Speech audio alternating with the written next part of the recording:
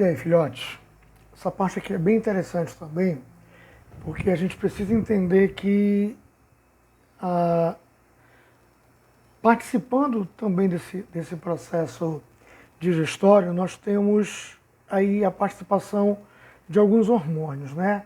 Hormônios e as suas funções, os locais onde eles são produzidos, órgãos que são produzidos e os órgãos onde eles vão atuar. Então, para começar aqui pelo hormônio chamado de gastrina, tá? Esse hormônio ele é produzido pelo próprio estômago, então o estômago produz, lança na circulação sanguínea, ele vai andar e vai acabar voltando e atuando no próprio estômago. Então o órgão-alvo é o próprio estômago. Qual é a função da gastrina? Estimular a secreção de suco gástrico. E nós vamos ver que vários fatores, vários estímulos, né?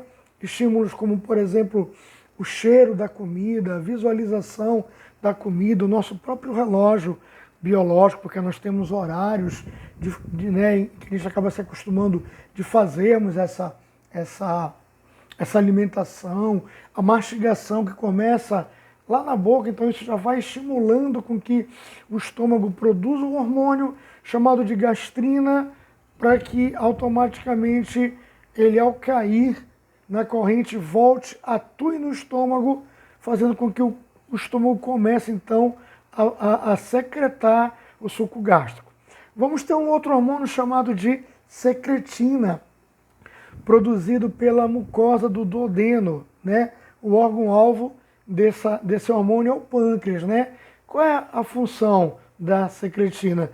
Estimular a produção e a liberação de bicarbonato para que haja uma diminuição do pH, porque o alimento sai do estômago ácido, mas ele vai entrar numa área agora que é o duodeno, em que o pH precisa estar alcalino, porque todas aquelas enzimas que a gente viu lá, tanto as do pâncreas quanto as enzimas do próprio suco entérico, só atuam muito bem com pH alcalino. Depois nós vamos ter a colecistocinina, também conhecida como CCK, né? Produção no intestino, o órgão-alvo, pâncreas e a vesícula biliar. A função vai estimular a liberação da bile pelo fígado e a liberação das enzimas pelo pâncreas, né? Para que ele possa compor aí o suco pancreático. Finalmente vamos ter a enterogastrona, produzida pelo intestino, vai atuar lá no estômago.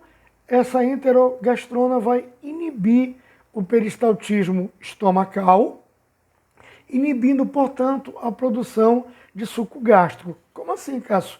Bem, a gastrina estimula a liberação.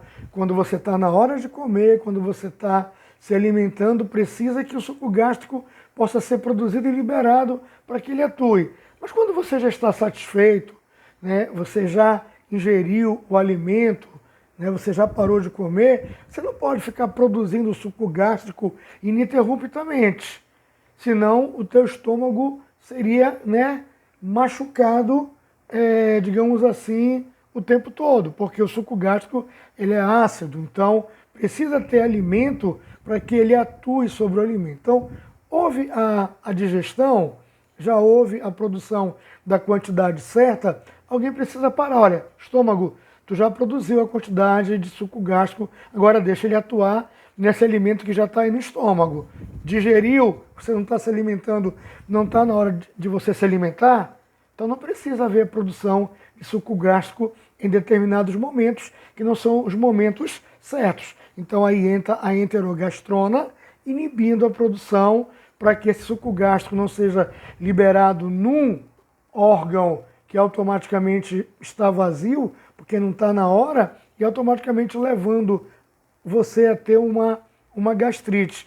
É claro que você vai perceber então, aí entra um linkzinho bacana, pessoas que sempre passam do horário de comer, por N motivos, tendem a ter gastrite. Por quê? Porque nós temos um relógio biológico. Então, na hora certa, né, deu a fome, deu o horário de comer, a gastrina é produzida, automaticamente o suco gástrico é produzido, lançado. O estômago está vazio, ele começa então a a macerar, a atuar na mucosa gástrica. Como não tem nada, ele vai inflamando.